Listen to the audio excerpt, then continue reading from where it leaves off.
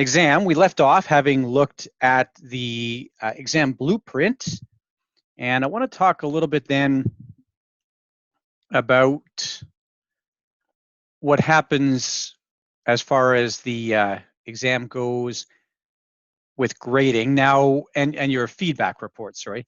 Before I do, is there anything, we have a nice to-do list already started, but is there anything that anybody else had come to mind that would be a topic worth exploring a little bit more?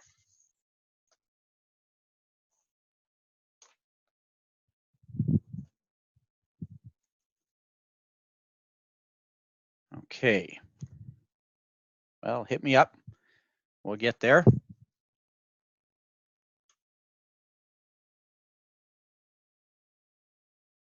All right. So the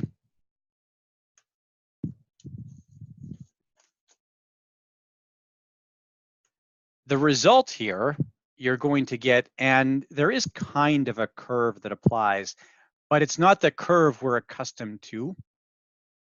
You're not curved against the difficulty, sorry, you're not curved against your peers, you're curved against the difficulty of the exam.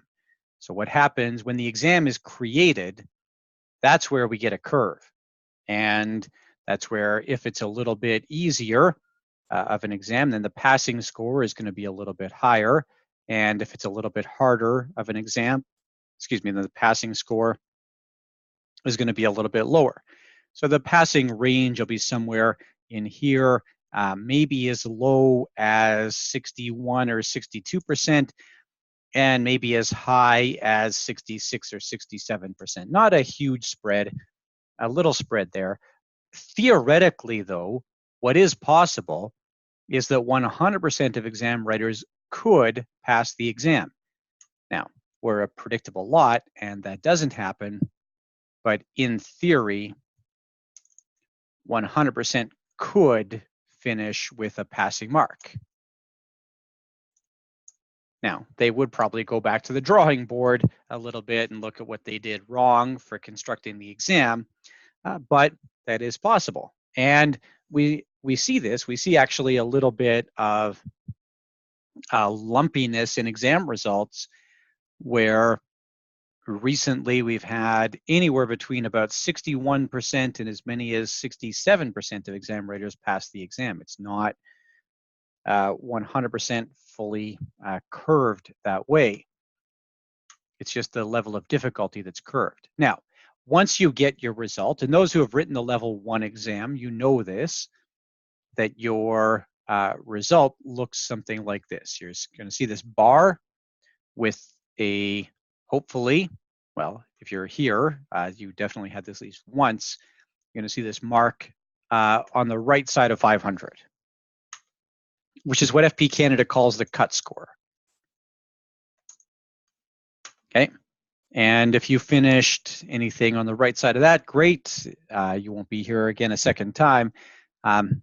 Now, I find a low correlation, not imperfect, but a low degree of correlation between success on level 1 and the CFP exam. And I don't know why that happens, but for whatever reason, this is what I see. I get lots of students who blow through level 1 without a problem and then struggle on CFP, or vice versa, students who struggle at the level 1 and then blow through CFP. It's not the same skill set involved in writing the 2 exams, and I think that shows up there a little bit. And then I see students who score a 620 or 630, which is a very high score on that first exam, and maybe score 480 or 490 the second time around. It's not strongly correlated. Now, what is going to happen, so this is the first comment I have, is as far as your feedback report goes, your feedback report, the score is pretty much useless. And to be fair, FP Canada says that. FP Canada says, look, it's a pass-fail exam. You shouldn't pay any attention to the score. And I can live with that. That's okay. Then the other thing that they do is they give you this more detailed feedback report. They give you the feedback by component. And everybody has seen this, right? This thing where we list out collection analysis. You think I haven't done this before. Recommendation. And then fundamentals. And then financial management.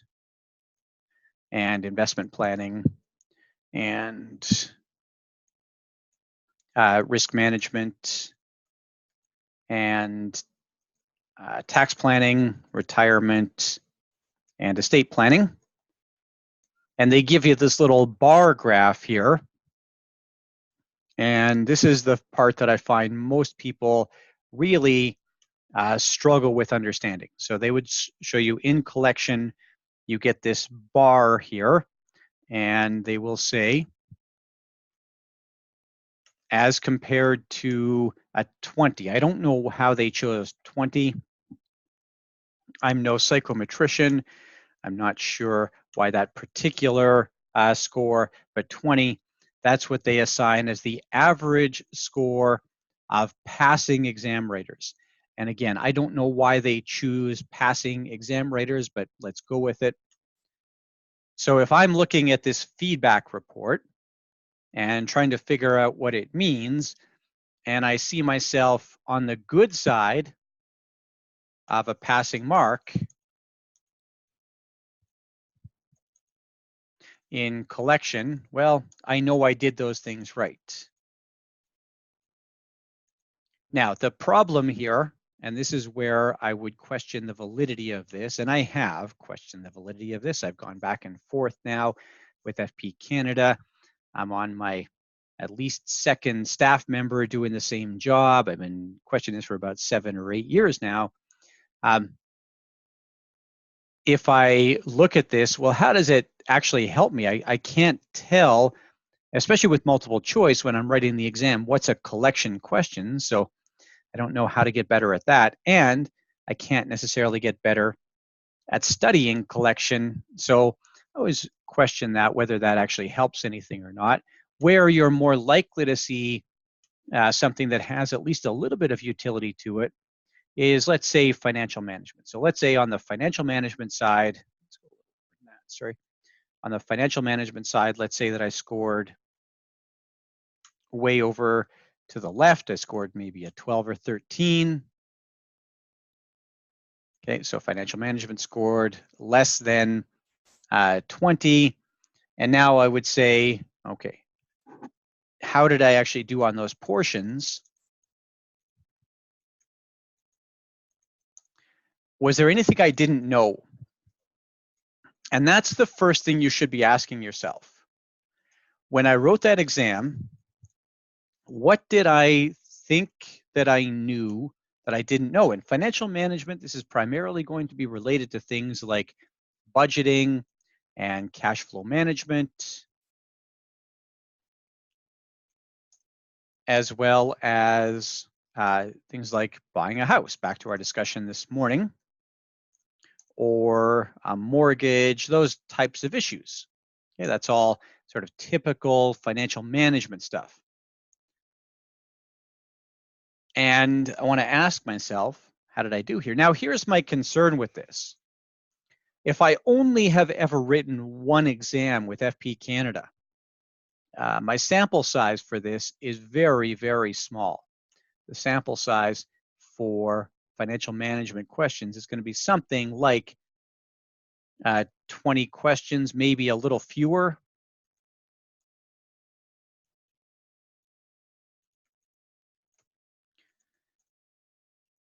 That's not a good sample size. I might have just messed up a couple of questions. There might be things that I just didn't read well or understand. This might not be at all reflective of my actual knowledge of the topic. So from one exam feedback report, I would not put too much stock in this. Now, if you wrote, let's say, 3 exams, let's say you failed a couple times along the way, and you have 3 feedback reports now, Now you look for any consistencies. Again, though, I seldom see these consistencies. I don't normally see this. If I see a student with 3 feedback reports, sometimes there's one bar that's significantly longer than the others in all exams, but rare to see one bar shorter than the others in all exams. So I don't know. They give you this feedback report. I'm not a huge fan of it. I don't think that it does what it's intended to do. But if you have enough of them, maybe you can cobble something together. Okay, good. Now, I don't want my critique of the feedback report to be misconstrued as a critique of the exam. I think FP Canada does an excellent job of creating an exam that is as fair as an exam can be. There's something inherently unfair about exams, but let's say that there's an optimal level of fairness, and they're pretty close to it. And one that I think gives students the opportunity to pass the exam. I think that that's the other big strength of the exam is that, that's easy to get, Tanner. I believe last time it was 63%.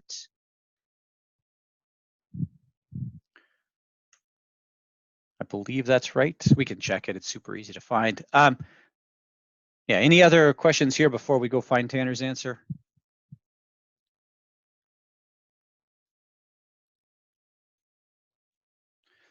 Okay, make sure I save that.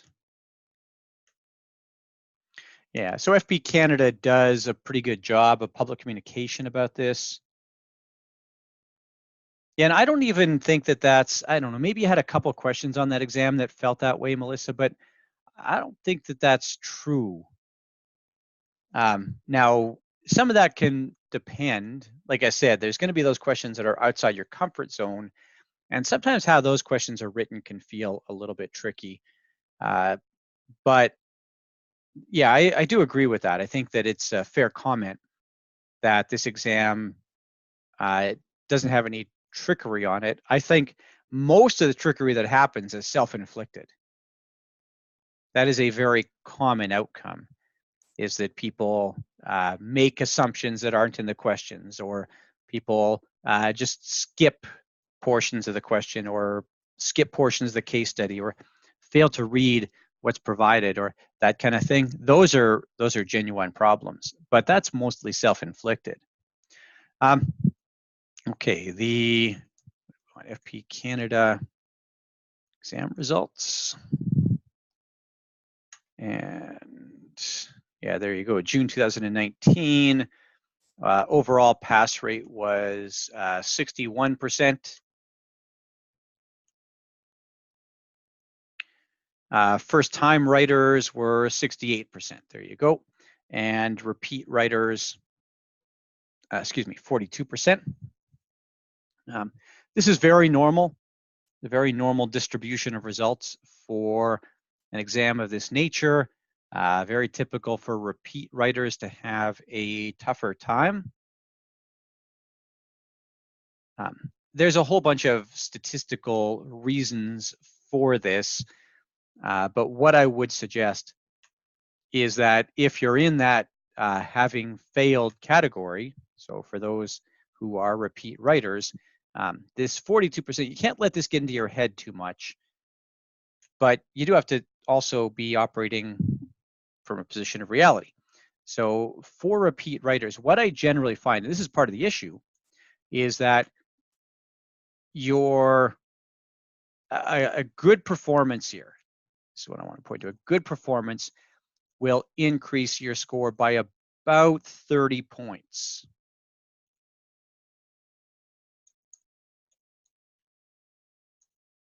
So if you previously scored a 450 and you're looking to get yourself up to a passing grade now, you have to reinvent the wheel.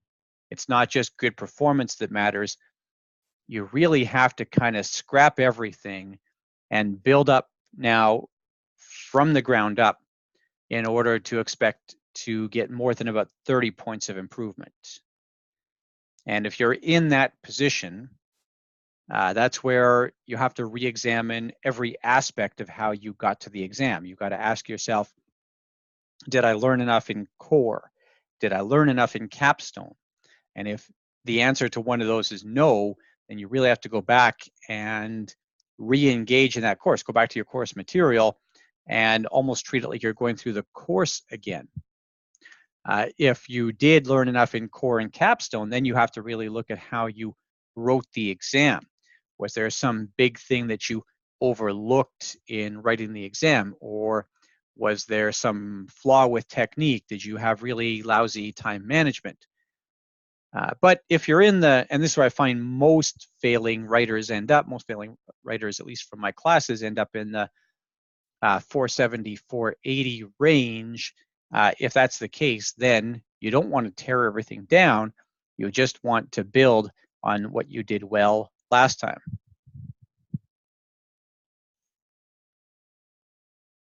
Okay.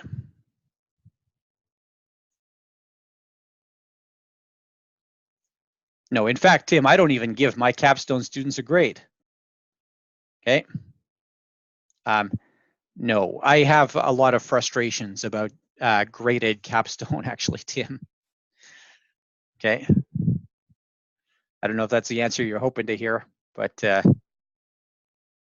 no. Now, I don't know, if you scored really high on capstone and you scored really high on the CFP exam, let me know. I'd be interested to hear it. But no, I don't want to get into how capstone gets marked or whatever the case is.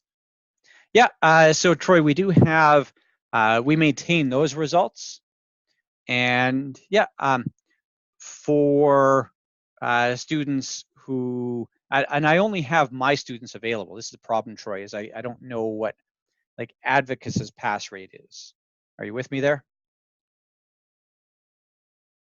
So I don't know what their pass rate is with or without this. Well, I don't, that's not really where I want to go with that. My point is only that I don't know what their numbers show.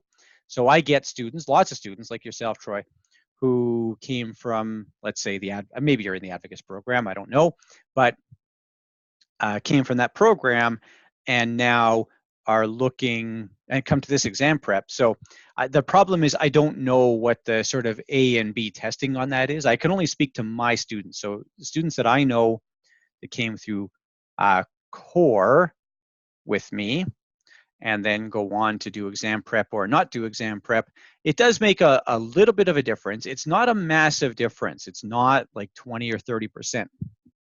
And this is actually a good thing. Back in the day, before 2010, this exam was a much less fair exam and much less well designed. And with a poorly designed exam, an exam prep like this, and that's what happened. I would show people a few things and teach them some basics of exam writing, and they would go and destroy the averages. It was very common when the exam was not as good for my exam prep students to do around 30% better than the national average. So you'd see average pass around 40 to 42%, and my classes pass around 70 to 75%. When the exam got better, then those numbers really squeezed. It's much, much harder to show a few little tricks and gimmicks now to help somebody to pass this exam. And so the difference now is 4 or 5%. It's not a huge difference. Okay, so there is a difference, but it might not be, and this is, Troy, I have this sort of theory about this, it might not even be that it's actually the exam prep that matters. It might be the kind of student who takes exam prep who just is doing better on the exam. So yeah, I mean, it's just what I showed Cameron, that if you take the whole pool of writers, okay, so take the whole pool of writers and we have them scattered here. We have our people who scored 500 and up. So they're not writing again, right? You with me there? That group of people is never going to see the exam again. And now I take all the people who scored 499 and less. Okay, you with me there?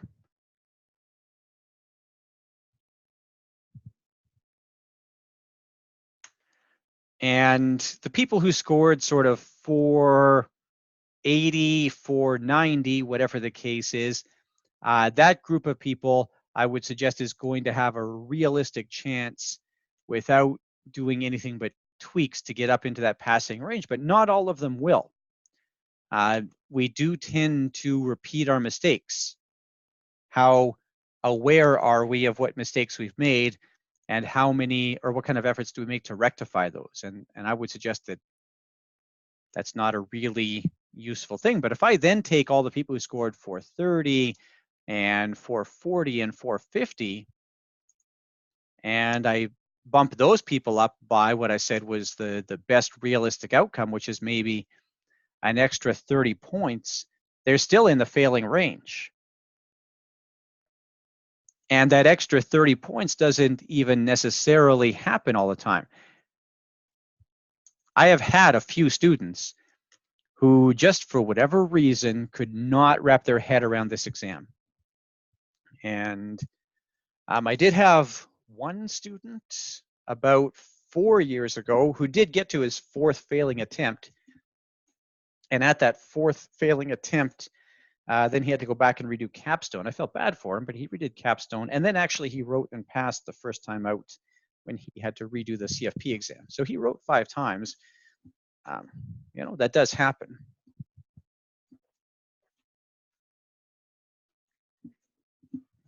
Okay. Good. But I do think a lot of it, Cameron, is that we just don't learn that much from our mistakes. And our mistakes are not always obvious to us, especially when that's the feedback format, right? When the feedback format doesn't make it necessarily that easy to recognize your mistakes. Okay.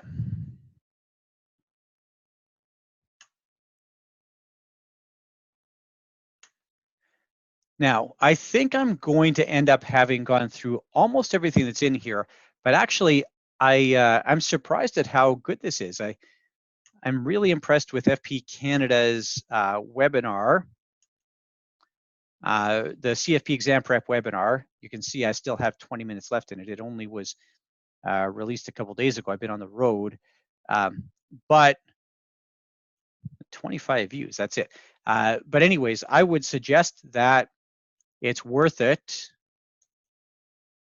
if you didn't watch it when it was live, to go back and watch it now. It does repeat a lot of the lessons that I cover here, but there's some stuff that Paulette and Susan talk about that I don't talk about here. One of the notable things that's in here is there's actually a practice question in here that I don't think is on the practice exam. So worth having a look at, and I do think worth your time to spend that hour watching it. Okay, you can slam it up on the Fire Stick tonight and watch it with your family. They will enjoy it as well.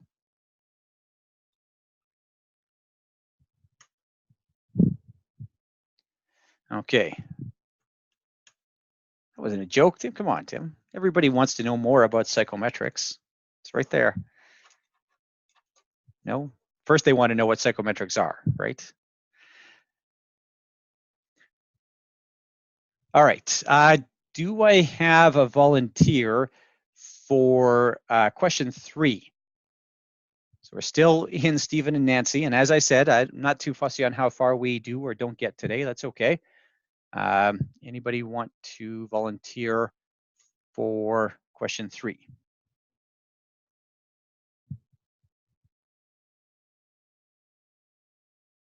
So still Stephen and Nancy, just the last question in the Stephen and Nancy case.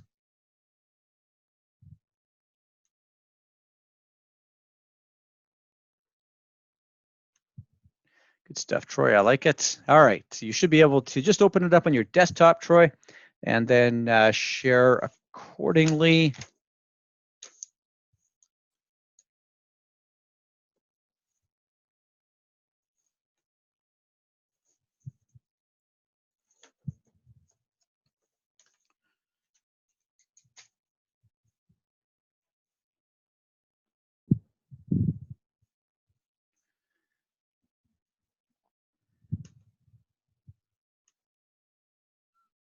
I don't suppose. Do you know how to break the page break off of there? Do you know if you just double click on the white space between the pages? Do you know that little trick? Just so I can squeeze it all into one place.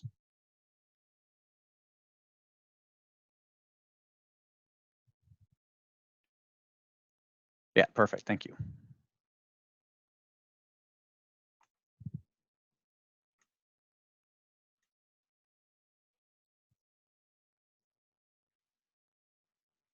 Okay.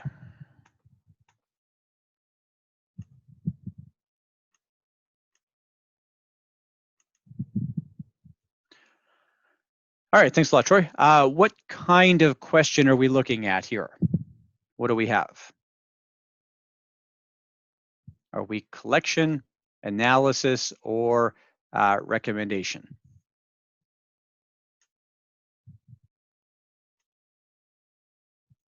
Okay, that is a recommendation question. We're actually, in this case, we're building an insurance recommendation. And is this in the scope of what a financial planner would normally do? Has anybody on the call ever done this exact thing? Yes, not surprising, right? Probably half of you, maybe more, have done this thing.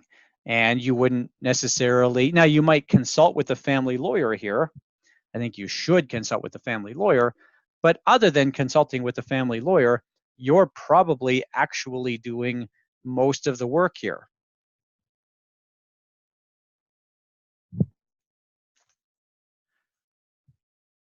Okay.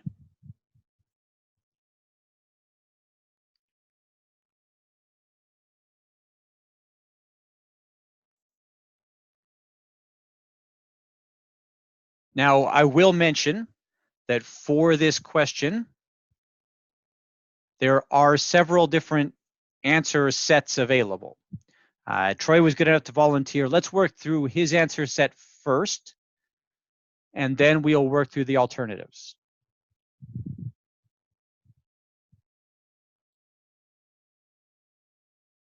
Do we like Nancy as the owner of this policy post-separation? Okay, so this is, I think, good. Now, where are the marks here? So keep in mind, there are no marks for the answers. The marks are all showing up with the rationale. And this is where, and I don't know, this is sort of a tricky thing. I see this sometimes when students answer where they weren't expecting to share, but I'm not sure that this is actually enough detail. So she should control it. Why? Okay. I think that I would ask the question here as the grader, why? Even if I agree with you, I say why, or the real question I'll ask you is, so what? Okay. And yeah, something like that, right? Brian gave an answer here. Melissa gave an answer. Shelly's got a good answer. So yeah, it does give her control over it, which would prevent a lapse.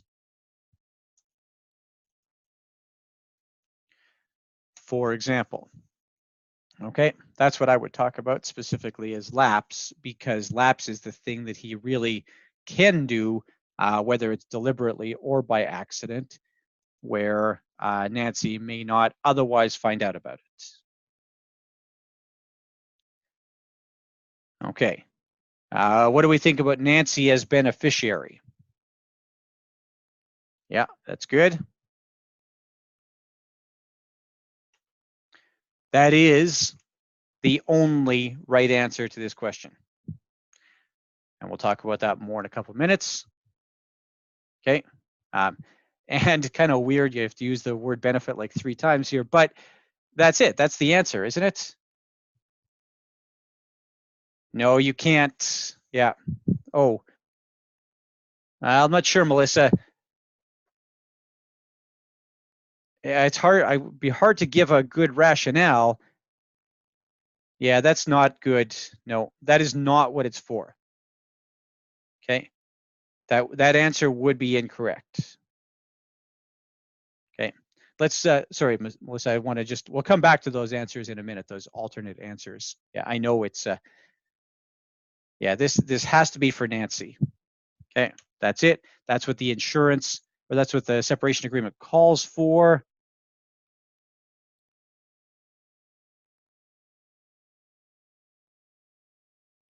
Yeah, we're going to work through that alternate scenario, Justin. Hang on to that answer. Okay. We'll come back and we'll work through a couple of alternates here. Okay.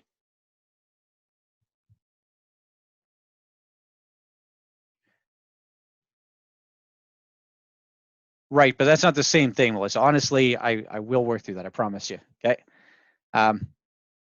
Yeah, that's fair, Margaret. You could have said it is for her benefit to replace child support that she is getting. I think I like that answer a little bit better. Okay. I'm not sure here if I'm just thinking here. You're sort of just saying, Troy, that this is the answer because it's the answer, aren't you? It is for her benefit. I don't know. As I see that now, I'm thinking that might not actually be a reason. Do you see that, Troy? I don't know. I don't know if I would mark that right or wrong. I'm not sure, but I do think that's something to consider anyways. Okay. Yeah, I think and not a lot more. That's the challenge. You're close. I think that the takeaway for you here might be to finish off by asking yourself this question, this so what? And at least writing one complete sentence or one complete thought. You kind of have, I know this is grammatically a complete sentence, but give me one complete thought. I always think somebody is better off when they're giving answers that are too short versus giving answers that are too long. So I sure don't want to push you too far in the other direction here. But I think your answers are a little bit too short, a little bit lacking in detail. Okay, now the next one actually I think is an appropriate level of detail. So for her benefit, insurance premiums will be paid. Is this an okay answer? Again, we'll work through alternatives, but is this an okay answer? Oh, I'll be back in a second here. I think I'm back now. Yeah, okay, good. Yeah, do we like the answer here? For her benefit, ensures that premiums will be paid.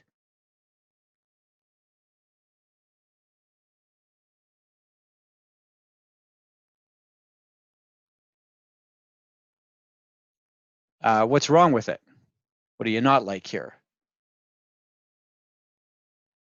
Okay, so I do like this arrangement, but the comment I would make here is that you would want his amount of support increased to pay the premiums. And that's maybe the thing that's missing here.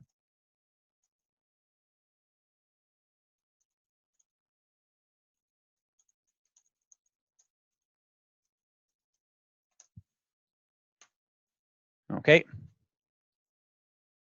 Yeah, that's it, Margaret, right? Margaret and I are on the same page here. Now, Shelley, the thing that might actually make this incorrect still, and might make what you're saying right, would be that the actual requirement here, what the question tells us, says provides that Stephen must maintain the insurance.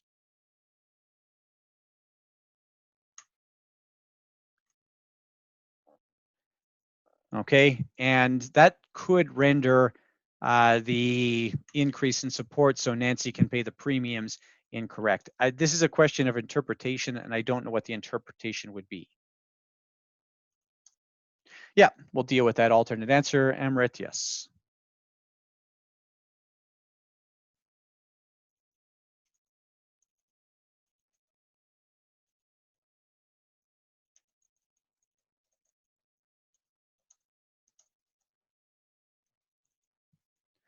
Okay.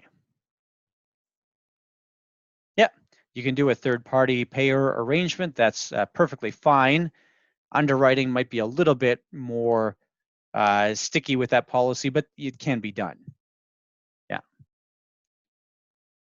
Okay. And term or permanent? I hope everybody chose term here. It is a temporary need. Term insurance makes sense. There's nothing here. Don't look a gift horse in the mouth. Okay. And that's true, Brian. It'll keep your premiums the lowest, at least for that 10 years, right?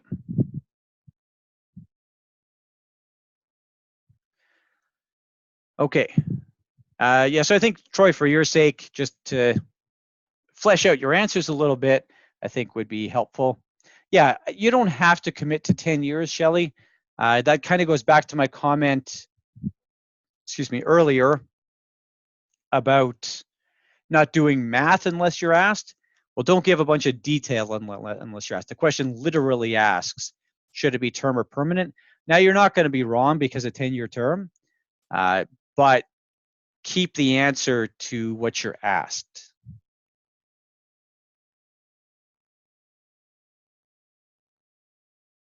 Yeah, I agree with that, Margaret.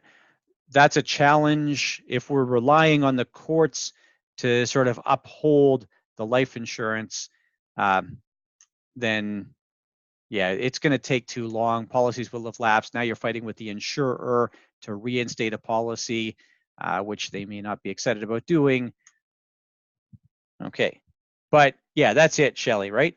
If we're literally reading the question does tell you what has to happen there. So Margaret, as much as I agree with you from what I would prefer to see perspective, from the perspective of what the question says, that may not be correct.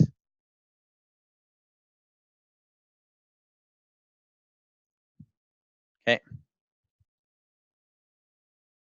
Although, if his support payments lapse, Brian, then at least Nancy has the ability to continue paying premiums, right? For that period of time, Nancy can pay premiums. Whereas if his support payments lapse, then presumably it's because he's not in a great financial position. Right, but how long, when is she going to find out that the policy lapsed? So let's say we do have him paying premiums. Now, is she the owner of the policy? So at least then, yes, if he's the third party payer and she's the owner, at least she'll get a notice. Yeah, I agree with that. So she'll find out fairly quickly. All right.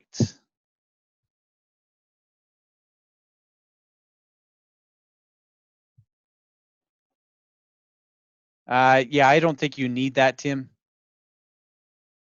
And I am less and less a fan of insurability based answers now. You're so there's so much provisions, especially for $200,000 of life insurance.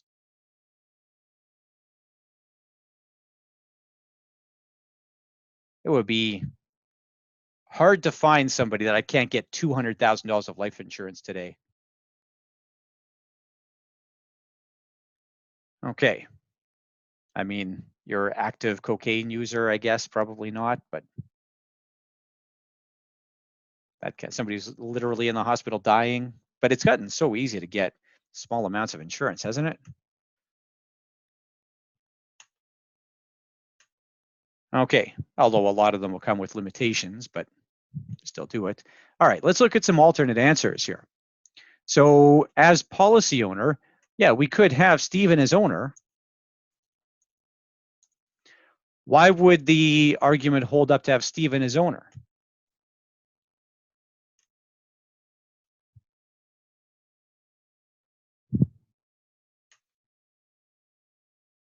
Yeah, the agreement literally says that, Brian, right? The agreement says he has to maintain the policy.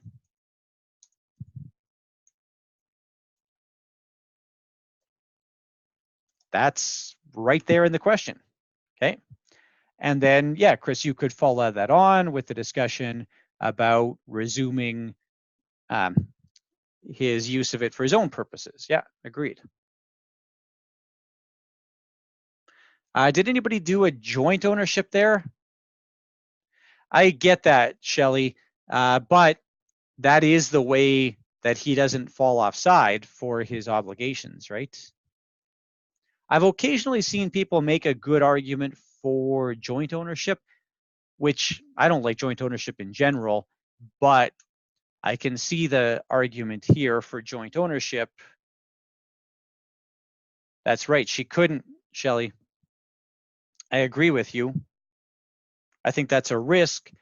But if all I'm doing here is literally reading the question, then that's an answer. You see that? Yeah, and that's my suggestion, Matt. I think you and I are on the same page there, that by doing it that way, we are meeting the court's obligations, even if maybe it's not the best outcome because of real life, like you suggest, Shelley. Okay. I don't like the irrevocable argument here, Peter. I'm never a fan of that. I've seen that one go wrong way too often. In fact, there was just a case in a year ago now, last November at the Supreme Court, very similar to that, where there had been an irrevocable beneficiary named, and that person wasn't notified of a bunch of policy changes. So I'm always a little dicey on that one. And realistically, you have somebody post-separation. I'm glad you brought this up, though, Peter. I like this one as a point. You have somebody post-separation, and how often do your clients?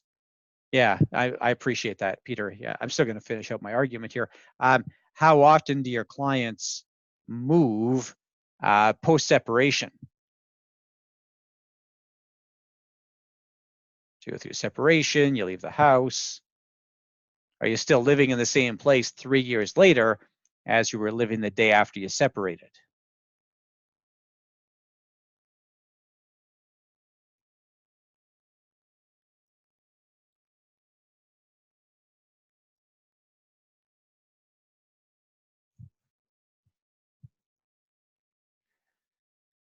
And as you move, which I would suggest is fairly likely, as you move around, do you think to notify your spouse's insurer about your changes of address so that they can notify you if your spouse stops paying premiums? And it's that kind of thing that makes me really question the wisdom of using irrevocable beneficiary designations here. Anyways, joint. And the nice thing here is that both can see what's happening with the policy. Both will get any notices. That's the one benefit to it. Although I do see some insurers that don't handle joint very well. So who knows? Both would be able to call the insurer, though, and say, hey, what's going on with this thing?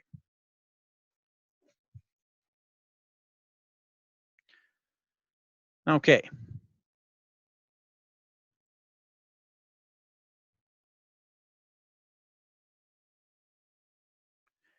Yeah, for beneficiary, it has to be Nancy. That is the only valid beneficiary. Even though it's child support, the money is not for the kids, it is for Nancy. It's hers. And by using a trust or naming the kids or whatever means that Nancy doesn't have the money.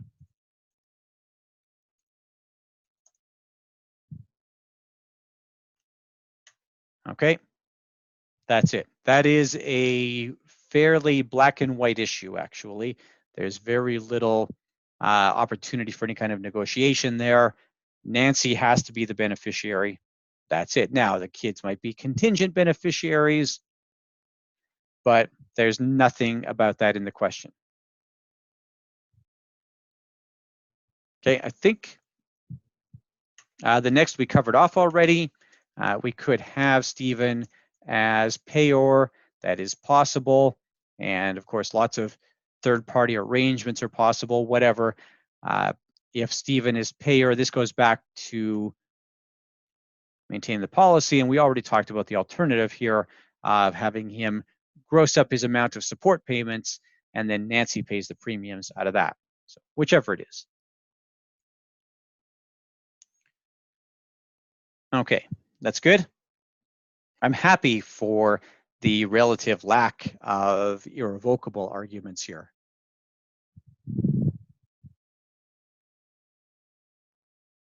Yeah, that's it, Troy. You either get the mark for each box or you don't get the mark for each box.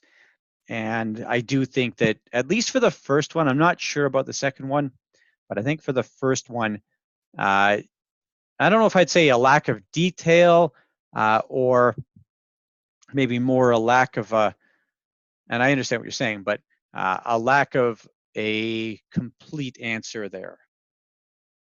So yeah, I do think that's a risk, Troy. I would just try to step it up a little bit in terms of creating one complete thought. Okay. I think so, Jamie. And in fact, that's where I go back to talking to the family lawyer. I believe that what should be happening here, Jamie, is we should be talking to the lawyers in advance about what the right type of insurance arrangement is.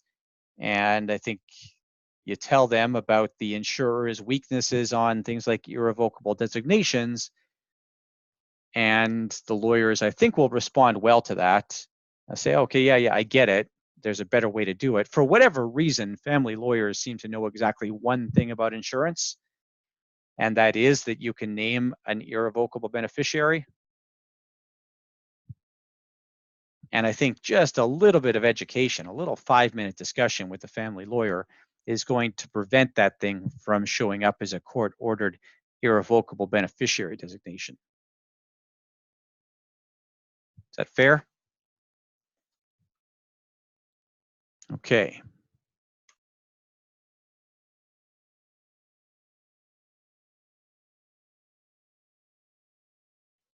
Any other questions or comments here? Thanks, Troy. That's really good. I appreciate you sharing that with us. And it's good to see some shorter answers. I think that it's a balance that a lot of people can have a tough time with is, am I giving enough detail in my answers? Like I said earlier, the tendency is to be too wordy, but for those that have this same tendency that you seem to exhibit here anyways, Troy, I think it's good to think about, do I need to be just a little bit more thorough with my answers? So yeah, I think it's nice to get to see one of those.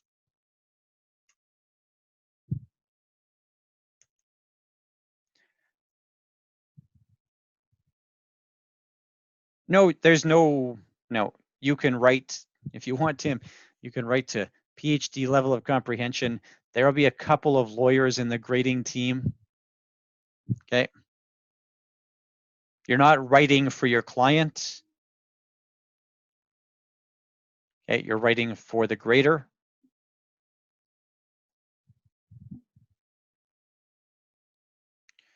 Okay, we did that already. All right. This is something I think is worthwhile as you are training yourself to get better at writing exam questions. Not everything on here is going to apply to every one of you, but somewhere in these 10 items will be 2 or 3 things that each of you may want to work on based on what you've learned here today. You have access to the PowerPoint deck. You can take this, you can manipulate it, you can tear it up, you can cut out the relevant points, you can completely ignore it, whichever. But we have to make sure that we are doing these 10 things with any question that we're answering. All right, the first thing is to actually answer the question. Read the question. This is the most common thing that goes wrong for adult exam writers. We haven't seen any examples of it yet, although maybe you could argue that my answer to allow Nancy to own the insurance policy, that might be an example of a poor reading of the question, okay, where the question said, Stephen has to maintain the insurance.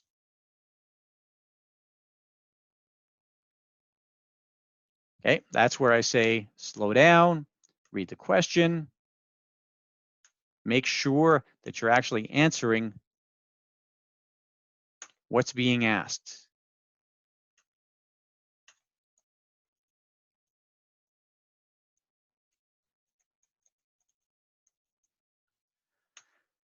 Way back at the beginning of the day, I asked what the most important piece of information was. What's the single most important thing? Brandon, was that you that answered the question this morning? It's a long time ago now, but if I recall correctly, it was you, Brandon, who said, this is the most important information provided. And if you see that, you note that on your scrap paper, you circle it, you highlight it.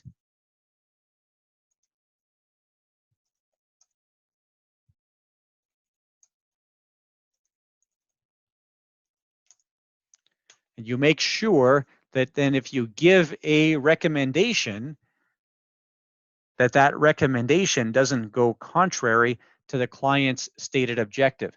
In fact, that is one of your potential ethics violations.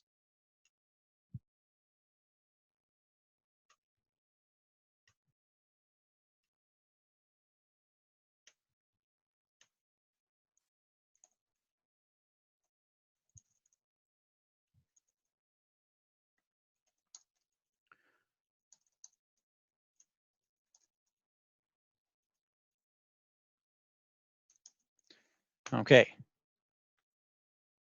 Oh no, well, I'm not trying to make anybody fall for anything, Peter. How about I gave you the opportunity to recognize a potential problem on the exam? Is that better?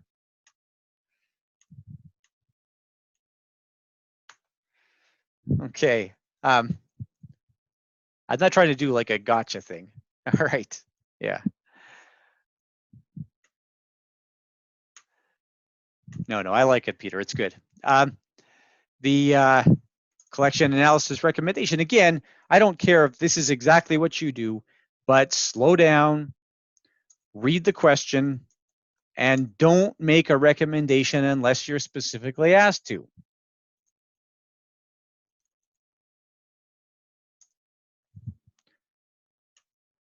All right, knowledge versus competency. This is where not only is what I'm saying technically correct, but it's also relevant to the case.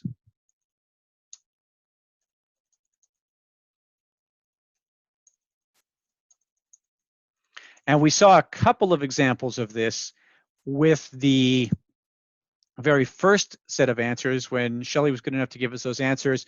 We had one of her answers where she just pulled a piece of information right out of the case and said, this is why this matters. And then in the others, she demonstrated something that was technically true, but wouldn't have mattered for those clients. So those are examples of competency done well and competency done poorly. Okay, so what? This is the question you want to be asking yourself if, as we just saw, the answers are too short.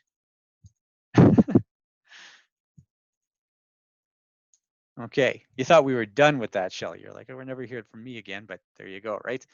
So if your answers are too short, or if you're missing that complete thought, you want to finish that out. Okay.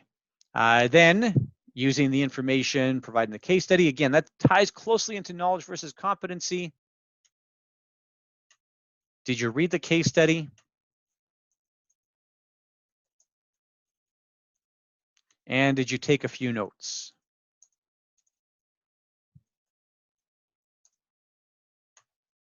Doesn't necessarily have to be anything or everything that you write down, but a couple of quick notes about the client is going to be helpful here.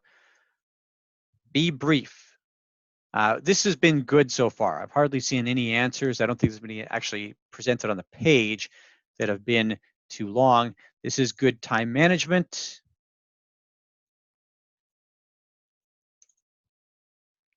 Where I find this goes wrong, the most common thing that happens here, and this links up to be concise, but where I find this goes wrong is when people aren't really sure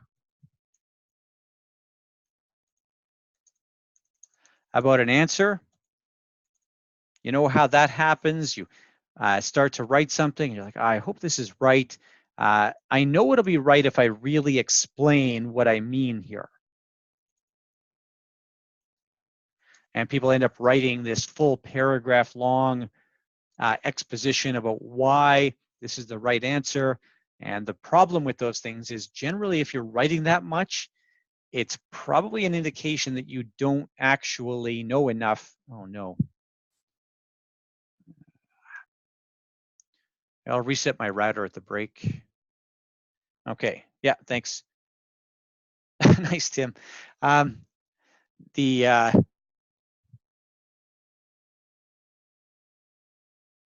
Yeah, sorry, let me go back to that.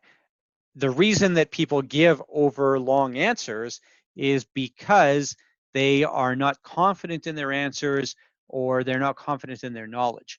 And if you find yourself doing that, if you're giving what should be a 2-sentence answer and you're into your second paragraph, maybe you want to go back and say, is what I'm giving here factually correct?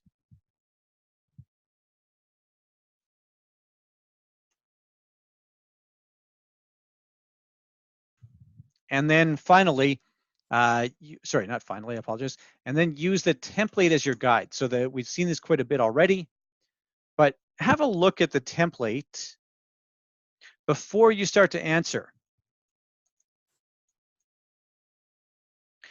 Often, just taking a second to make sure that you understand all the blanks in the template will save you work. It'll save duplication. And when I talk about an exam as being an exercise in following instructions, that is probably the best example of it you'll see here. Be concise. When you have made your point, stop and move on.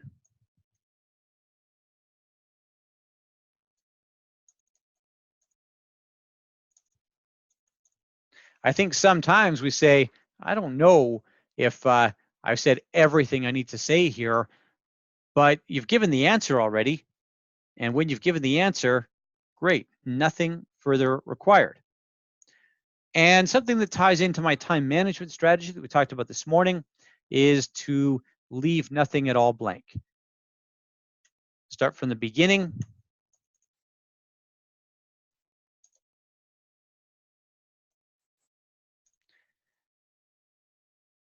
Yeah, one word's probably not going to cut it, Cameron, with anything here. There are some, I shouldn't say nothing here. There will be some constructed response where one word will do it. But start from the beginning. Now, if you genuinely don't know and you just don't even know what to do, then fine, leave it blank. But don't leave a whole case study blank. I hear that far too often for my own liking.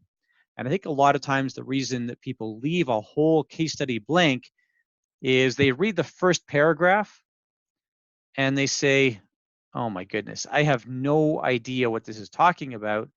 And they just scrap the whole thing and move on. You can't do that. You have to be more resilient than that.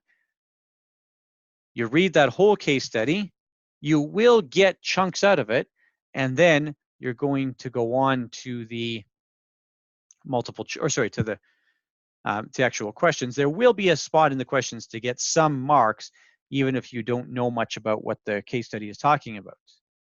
Okay, so make an honest effort with every case and question.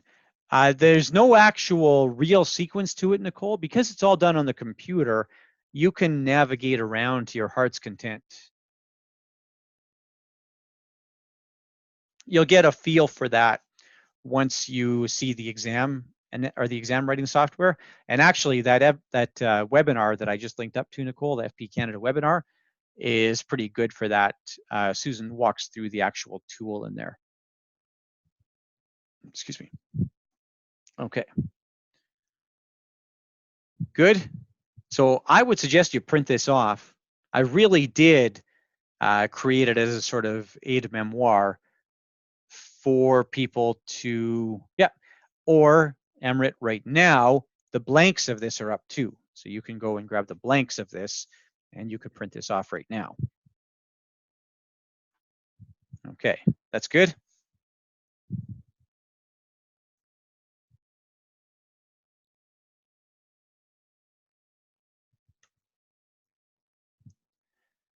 All right, perfect.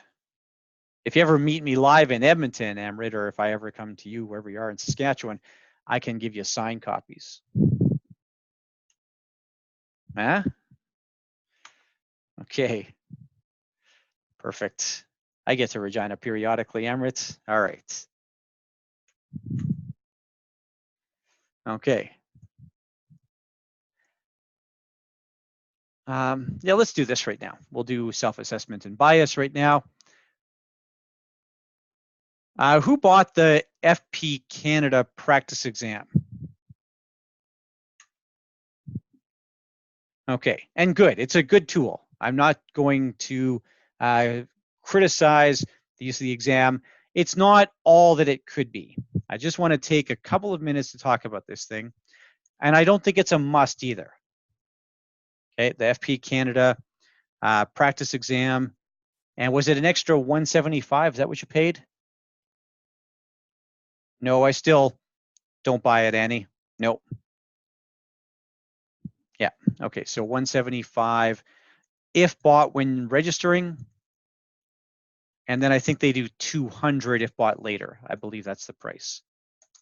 So if you buy it as a separate transaction, it's more. It might be 225, but I think it's 200. Okay. No, Annie, I think everybody, I think I said it that way this morning.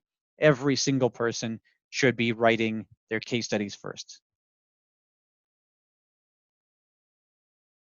That's good? Okay.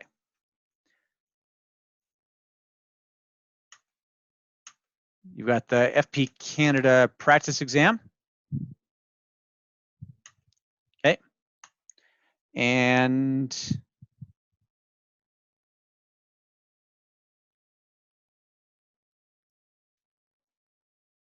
this tool, it's good. It has the following good points. This is what I like about it, is that it uses some questions that were used previously on the exam. So you get to see some questions that have been in circulation.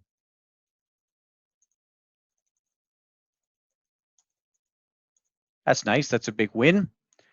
It's written in the same format, more than mine are, honestly. It's written in the same format as the actual exam.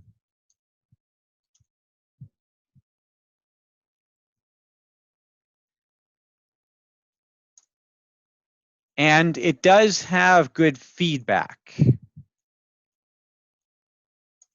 The sort of not quite answer key, but we'll call it the answer key, is useful and thorough.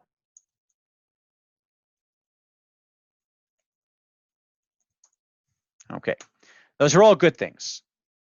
My critiques of it are,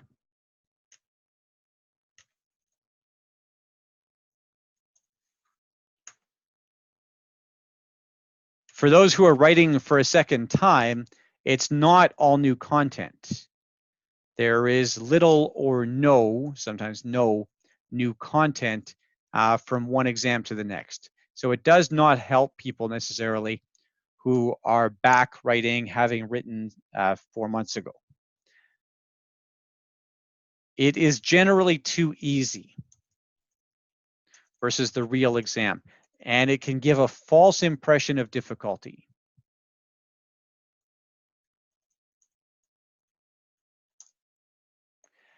And it's not even necessarily too easy. That's the best way to put this, but that's an easy way to explain it.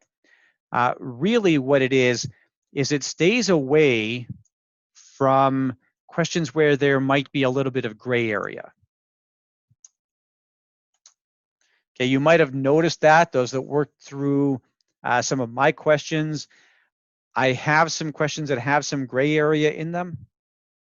Some questions where maybe this is a right answer and maybe this is a right answer, and it kind of depends on how you interpreted the case study. But FP Canada on the practice exam is pretty black and white for the most part, whereas the real exam does have a fair number of those gray area questions. Okay. But the biggest problem with it is one that's nothing to do with FP Canada, and it's not something that they can fix. The biggest problem is with your own biases, is that your own biases show up when you grade yourself. If I read the question a certain way,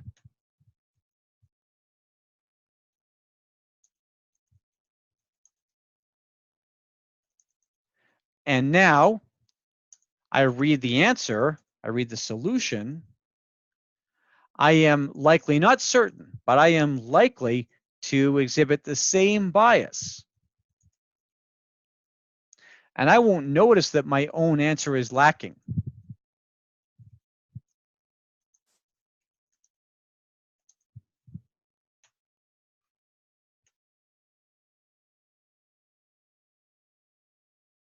That's part of what I try to do in this class. Well, so Melissa, actually, I can just I'm going to pick on Troy for a second here. So we used Troy's answers a minute ago for question 3. That's good. I'll try and protect your sensitive side, Troy.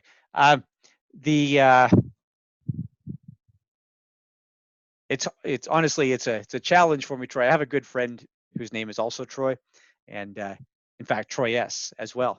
And I don't know, he and I really get at each other. So yeah, that's it, Shelly. There you go. So he, anyways, Troy saw he had his answers presented. Melissa, you with me there? And if I just showed Troy the right answers and we didn't talk through it, I'm not sure that Troy would have seen that his answers were lacking in detail. It's not the kind of thing that you would notice on your own. He would read the longer version of it and say, yeah, I covered all that in my answers. So that's what I'm going to suggest here, Coralie. That's exactly what I'm going to suggest. Yes.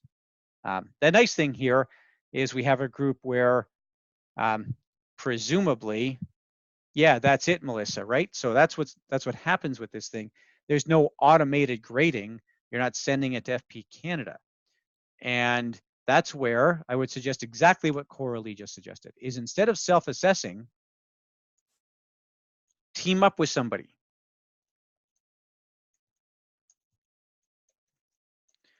And share your answers back and forth that way. You'll actually double up on your learning opportunities this way. Because what'll happen is you'll learn from reading the other people's answers, the other person's answers, and you will also learn from having that person grade you. Okay. That's good. So I assume, just given that you're all at the same firm, excuse me.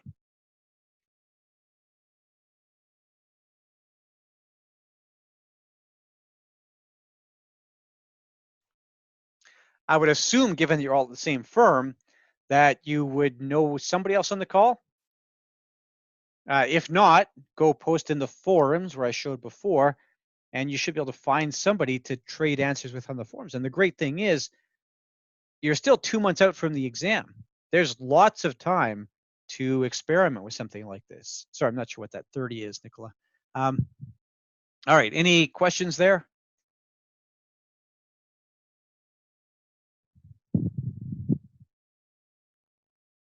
Oh, got it. Okay. Yeah, sorry, Sharon. I should have mentioned that as my other critique. I feel like I'm piling on FP Canada. I really do like FP Canada. I think they do a great job. Yeah, I think that's a legitimate planning question to ask, Nicole. Is when are you doing all the portions? Yeah, that's good, Lucien. I'm going to talk about that a little bit later on this afternoon. Okay.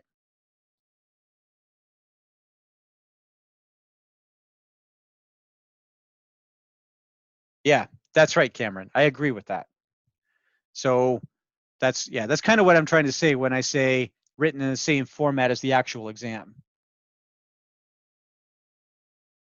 Yes, that's right, Natalie. Yeah. But yeah, it's only one attempt and it disappears on exam day.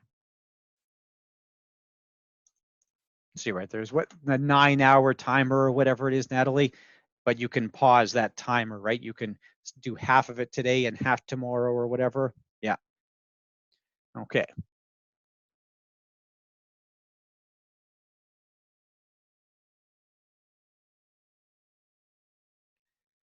Yeah, I honestly think some of what it is, Shelley, is that when you have, and I get some of this, over the last couple of weeks, I've had a few students, Shelley, who are going through my exam prep who email me and say, Jason, I think you're wrong about this question. I think there's something in here you haven't considered. And as inconceivable as it might be, I have occasionally been wrong. But it's really just that those discussions are a lot of work. All right. I know. Shocking, isn't it, Shelley? I'm as surprised as anybody when I'm wrong. Okay. That's all good?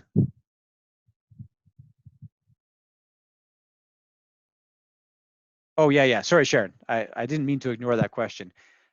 Here's what I would think about anyways. I don't know if this is exactly what you want to do, but I think that if you're going to get the best use out of that tool,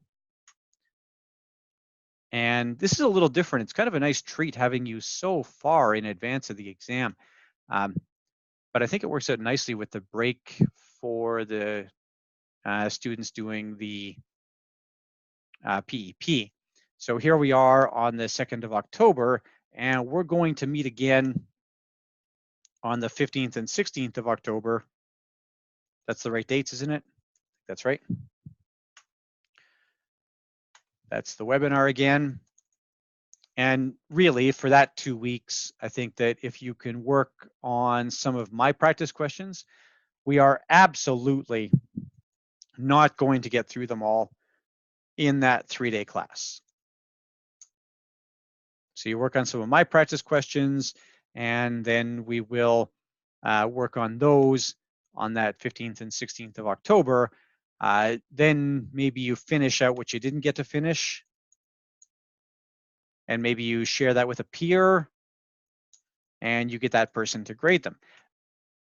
I would look at about 2 weeks before the exam. So the exam is on, what's the actual date? November the 28th or 29th? I can't remember. 29th, thanks. So what I might do here is back off from that 2 weeks and maybe on November 16th or 17th. Now I know this isn't going to be viable for some of you at this point, but maybe I look at one of those 2 days and I actually treat this as mock exam day. Okay, and I block aside 8 hours. Yep, it will be, Gord. Yeah, absolutely, all recorded. And like I said before, you actually could go now, Gordon, watch day 2 and day 3 from last semester. And it won't be a perfect match, but it'll be pretty close. Okay, those recordings are available for your viewing pleasure, Gord. You could watch them on the plane, wherever you're going. You can watch them on the plane on the way to where you're going to. Although that's a little difficult to do, actually, because you have to have YouTube, and YouTube doesn't allow downloads for most content. So, yeah, whatever. Okay.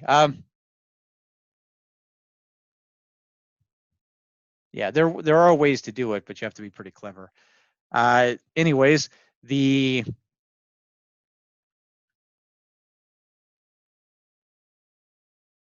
yeah, I mean, it's a different group. It is weirdly shared. It's the same PowerPoint deck. So I don't know, whatever. It's what happens. So and there's a bunch of stuff that I always get through at some point in the 3 days. That's okay. Anyways, block this time off and try to recreate the exam experience. Okay, so wait in line for an hour, and then go sit down and write the exam. Have your computer crash around the 10:30 mark. Then have somebody make a loud phone call right in front of you, and then go back to writing the exam. Have a questionable lunch. Sure, put in earplugs, Cameron. There you go. And then wait for half an hour. And so forth, right? And then trade that with somebody else. Okay, there. See, that's it, Melissa. You got it. Okay. Is that helpful, Sharon? That was your question. That's what I would do. Okay. Now, that being said, is there anybody who registered and did not buy the practice exam? Yeah. I don't think you have to. Okay. I don't think you have to. I think that there are other options here. I can't remember who just mentioned it, but somebody mentioned exam successes package, or there's the Go Bay package. And you could always decide. So it might be that at the beginning of November, you say, well, I want to go do some practice questions, and you could buy the exam package then. Okay. So I'm not at all trying to encourage somebody to go spend that $175. If you spent it, good. If you didn't spend it, good. Okay. I don't have a firm commitment one way or another as to whether that thing makes a material difference. Yeah, I'm going to show you that actually after the break, Melissa. Yeah. I do appreciate it, Shelley. Yeah. And that's hard to argue with. There's a lot of content on my site. Okay. Too much content, honestly, Shelley. Too much. It would not be possible to get through it all before the exam. Okay, let's see here. What's next? Okay, my promised presentation, my depressing presentation, a topic that I hate to talk about, but this is an unfortunate reality. Now, I'm a big fan of vision exercises or vision board or whatever, that kind of thing. I think there's a real strength to imagining success, to imagine yourself checking your exam results sometime around the end of February and seeing that pass result come up on your screen. And I hope that happens for everybody. I think in pursuit of having that happen, it's worth asking the question, if I write in November and fail, What would have been the cause of that?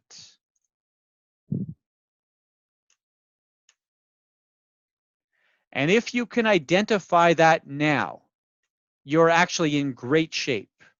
You have 2 full months to address whatever this cause would have been.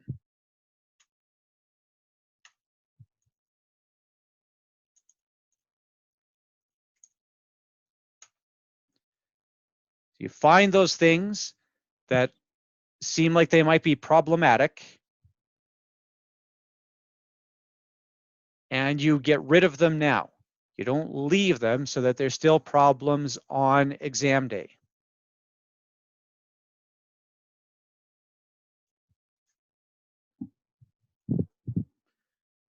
My first comment, and again, 2 months out from this should be a realistic exercise.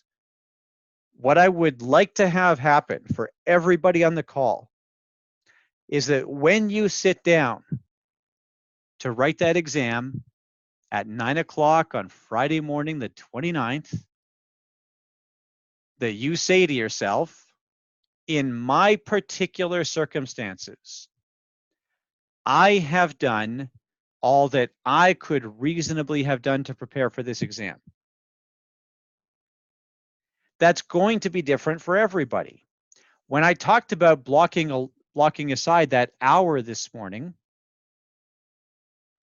was there anybody who said, that is not going to happen? That is simply not realistic for me. Is there anybody who knows already that they have 1,000,001 things going on and that their kids, spouse, boss, whatever, won't let them do it?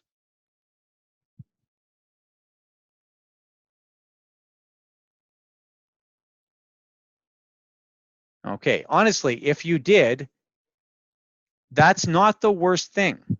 Obviously, I would prefer that everybody puts in regular study, but I have seen this where I get students who have 1,000,000 things going on. They just have too much happening. And for them, they can only do sort of the bare minimum amount of preparation. If that's the case, you have to come to terms with that early. For some of you, it'll be the hour a day plus a little bit more. For some of you, it'll be the hour a day. For some of you, it'll be this class plus whatever you can sneak in here and there. But I think what's important right now is to recognize what's realistic for you so that when you sit down on exam day, you don't feel like you wasted the last 2 months and didn't get any study in.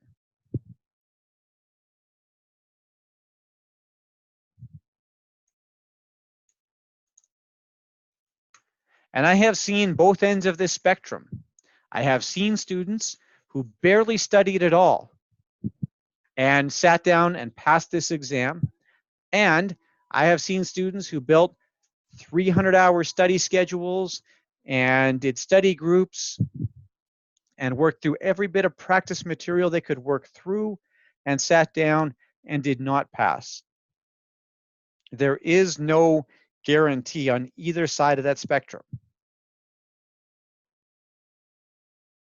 Now, that being said, I would rather be in the position of having studied so much, but what do you do? Okay, then exam stress.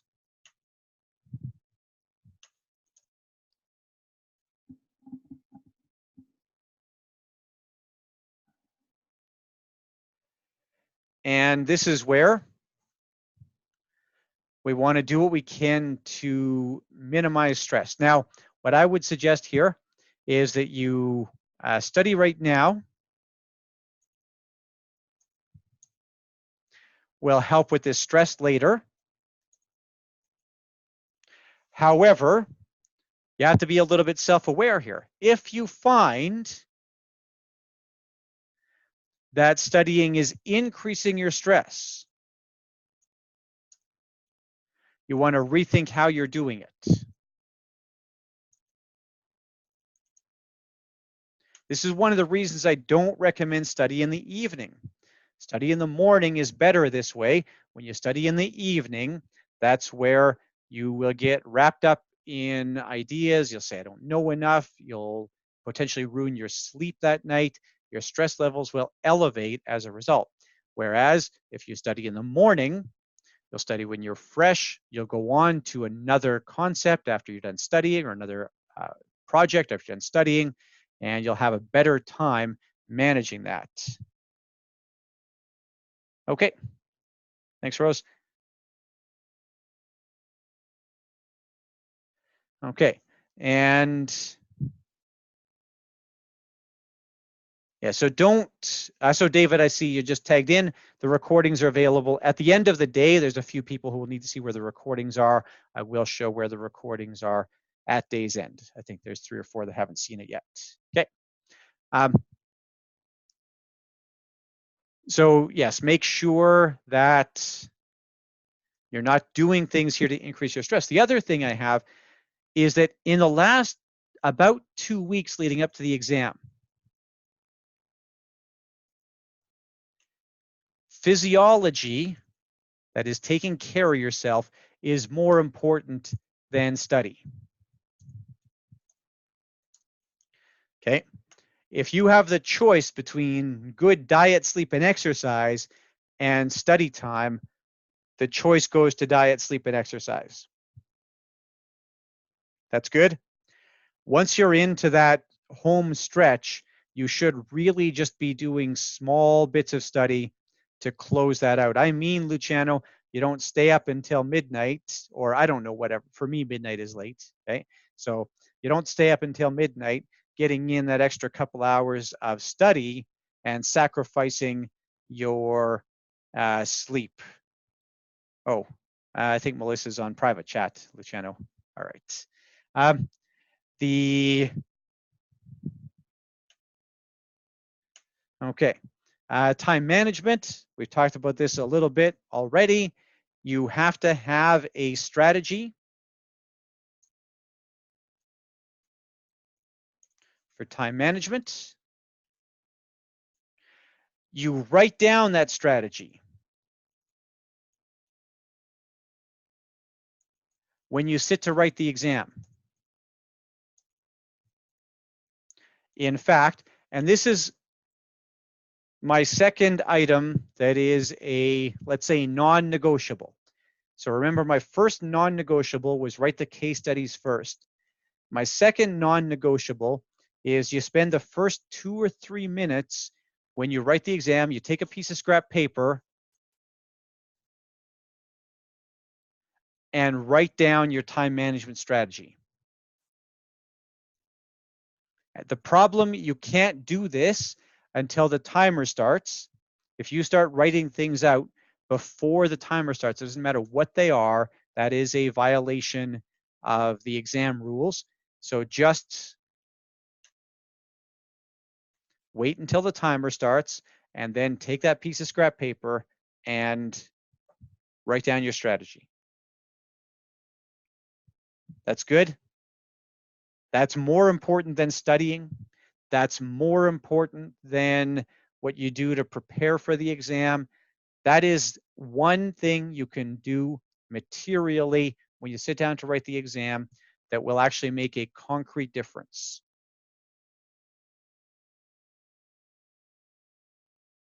Okay. Read the question. We've talked about this a fair bit already. Do you find yourself not actually answering the question, or closely related to that, not properly using the template? And those two things are going to come with more practice. That's really the only way to address those two problems.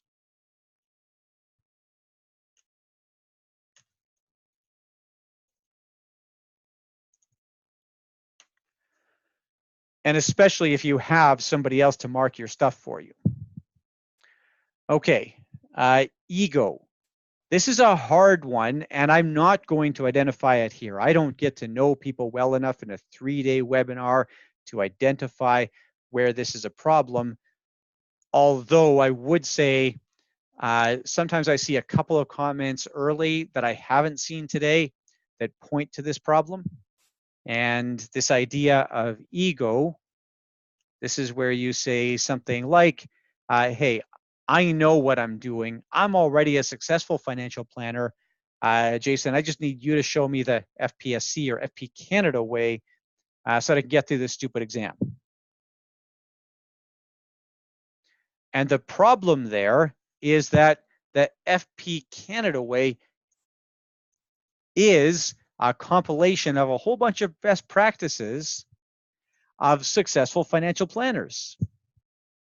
It's not some glass tower academics who have decided that this is what financial planning is. We don't have that in Canada. There's not even a place where that can happen in this country.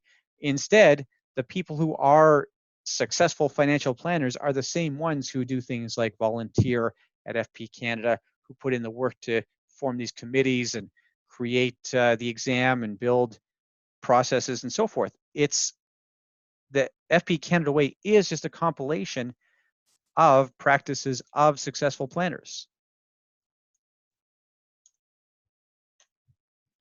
And there are a few folks at London Life, Freedom 55, who are very involved with FP Canada on that volunteer side.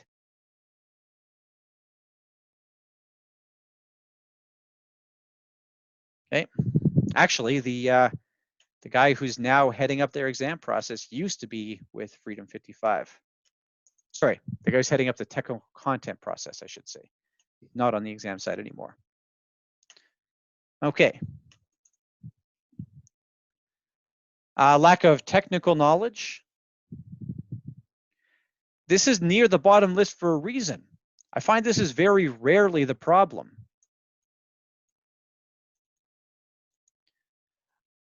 I don't, again, know this group well enough to know this, but given that you've all been in the industry for a while, that you've done your life insurance exams and your investment funds exams, and also done core and capstone and PEP or whatever, that this lack of technical knowledge issue, it shouldn't be the issue.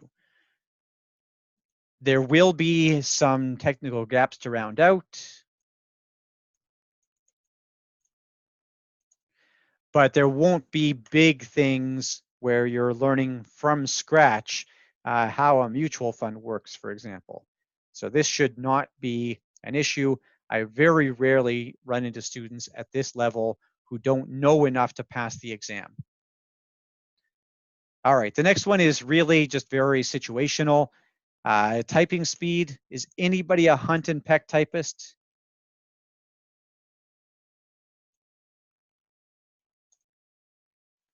Anybody in that situation?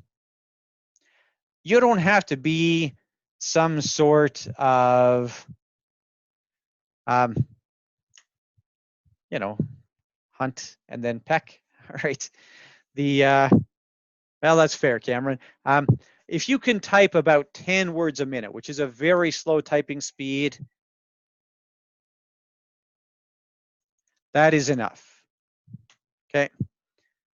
But if you're really that hunt and peck typist, I've had a few students along the way who are in that position, and in some cases they went and did typing tutorials. I had a guy a few years ago, a manager at an insurance firm in Calgary, and he stuck like that. He wrote the exam, he ran out of time, he just could not get his answers out in time.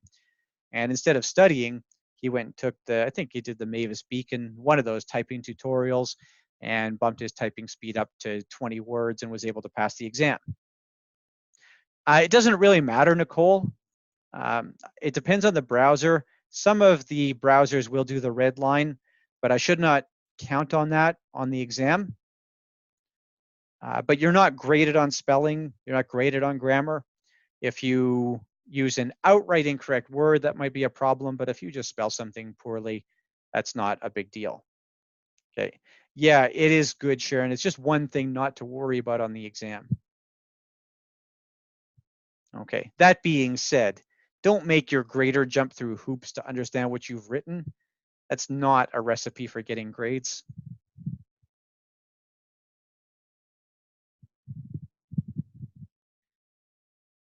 Okay.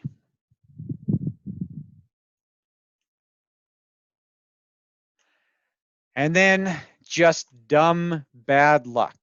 Okay. And I have seen all kinds of, yeah, Annie, I don't know if this is any consolation. I have not seen a correlation with my students, and I've dealt with plenty of students who don't have English as their native language. Lots of students with either Mandarin or Cantonese, lots of students who may have been educated in English, but grew up in a household with a different language being spoken. That's common in both the Philippines and India. I've seen lots of French language speakers, and with one narrow little exception that I don't have enough evidence for, I have not seen a problem. Okay. Definitely, I have not seen a problem for those who have, and I don't want to make an assumption here, Annie, I don't know, but for those who have Mandarin or Cantonese as a first language, I haven't noticed a problem. I don't have any evidence to suggest a problem. Okay. You're not typing huge amounts. You're not doing full on client communications or anything like that, right? It really is, can I express that idea in, 10, 15, maybe 20 words?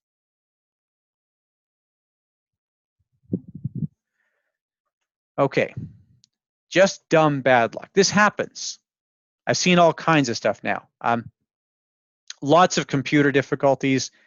We just saw with my computer, whether it's a login issue or whether it's a server outage or whatever, all that different stuff that we see. It's all computer-based exams. Sometimes just stuff happens. Okay, so whatever. Car troubles is another one. Family member gets sick. You get sick. That's the worst one. I actually had a student once who actually died the night before the exam. That's one, Cameron. Yeah, construction next door. My favorite bad luck example, I have a student, he did pass. He passed on his first go, but I had a student once whose ex-girlfriend was his proctor. That's probably the best bad luck example that I can give you here. And just so on and so forth. My best advice, the only real useful thing that I can give you for advice around this, actually two things, is have a backup transportation plan. Now, if you live relatively close to where you're writing, it's not a big deal. You get out in the morning, your car has a flat tire, you call Uber. But if you're 200 kilometers away, if you're making the trip, Brian, from Grand Prairie to Fort St. John to write, and you get up that morning, and so I guess you can still take a taxi though, Amanda, right? Whatever it is, right? You still can do it. Yeah, stuff's going to happen, Brian. Have a plan. Wouldn't be impossible to get 10 feet of snow in northern BC at the end of November, would it? Okay. Are you actually, I can't remember now, Brian. You in Grand Prairie? Yeah, I'm going to talk about that in a second here. Yeah, we'll talk about parking. I have some specific thought about that. Oh, Dawson Creek. Well, you're so much closer to Fort St. John then. Okay, good. Yeah, the backup transportation plan. Once you're at the exam center, I know this is almost impossible. I'm going to ask the impossible here. Are you ready for this? Just hang on to that, Melissa. I'm going to come back to computer issues. What? All right. Here's my impossible ask. Leave your cell phone away from yourself in your car or something like that. Okay. There's nothing good on that phone once you're at the exam center. Everybody's with me there? If somebody gets sick, they'll still be sick at the end of the day. Okay? Your spouse, loved ones, whatever, they will learn to cope with it. There was a time when people were actually truly unavailable for many hours in a row. That's going to be you on exam day. Okay, I know I'm asking the impossible. Now, this is yeah, that's it, Devin. So you can play time machine here or whatever. Now, to your point, Melissa, and I think Sharon had the same question here.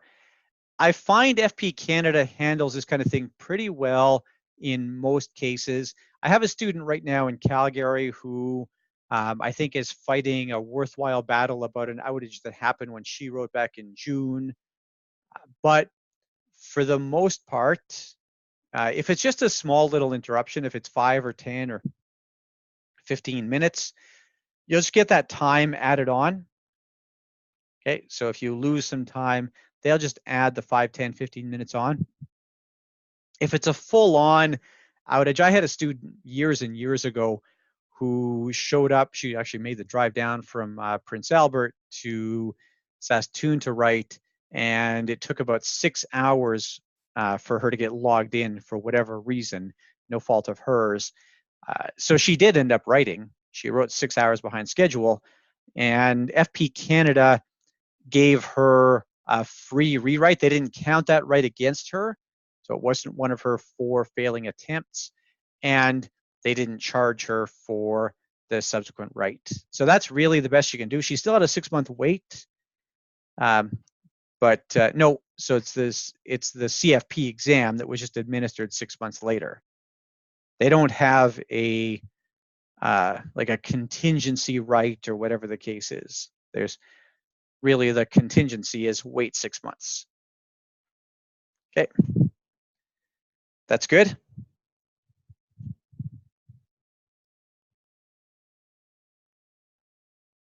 Yeah, and in fact, we're not done talking about that at all, Troy. I'll talk about that over and over and over again. All right, so remember what I had suggested here was you're gonna have 5 or 6 case studies, AM and PM, so 10 to 12 in total. You'll take 20 minutes per case. That will comprise 8 to 10 minutes of reading,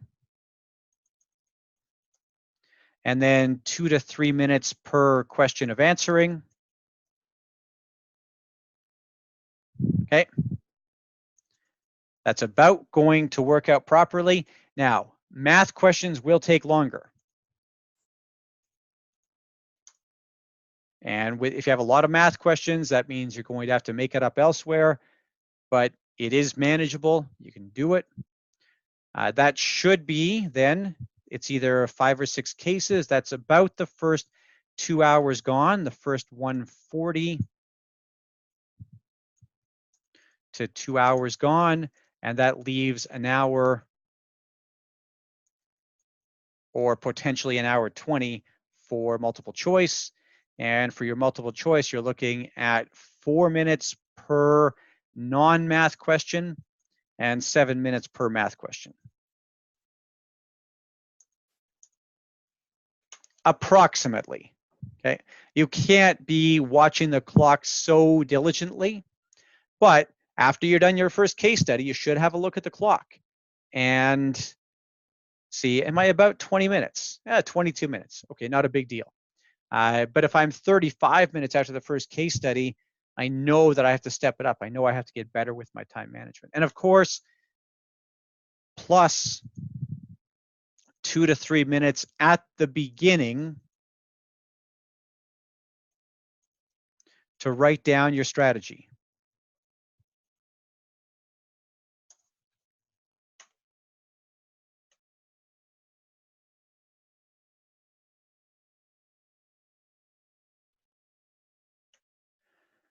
Okay, any questions there?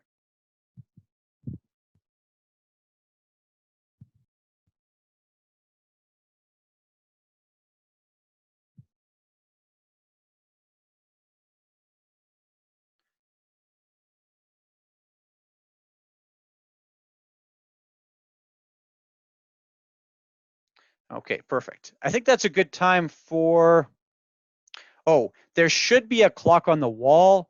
Alan, if nothing else, you're using a computer, there'll be the little Windows clock in the bottom left corner. Okay. You are allowed a watch. You can wear a traditional watch, not an Apple Watch, not any sort of um, watch that shows anything other than the time. That's true. There's a countdown timer right on the screen, Shelly. Definitely no iPhone, Sharon. Okay. Leave the iPhone in the car. Good. I implore you not to have your phone with you on exam day. Okay.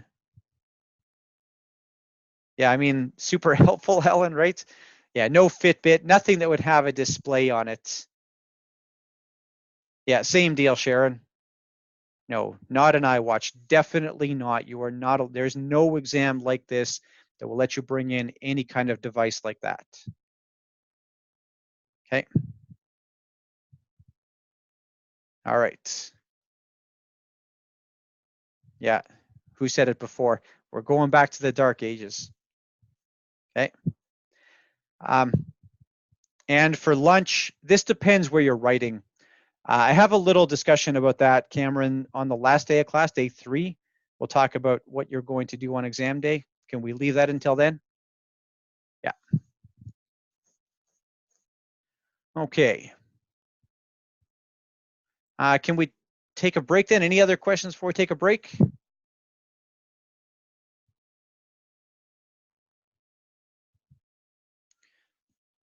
Okay, perfect.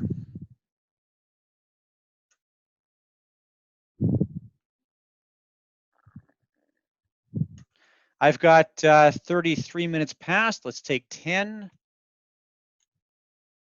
I'm not going to reset my router right now. I think I know what went wrong. Take a 10-minute break. I just don't want to kick everybody off the call. We will resume at 43 minutes past. Okay, we'll see you back then. Thanks.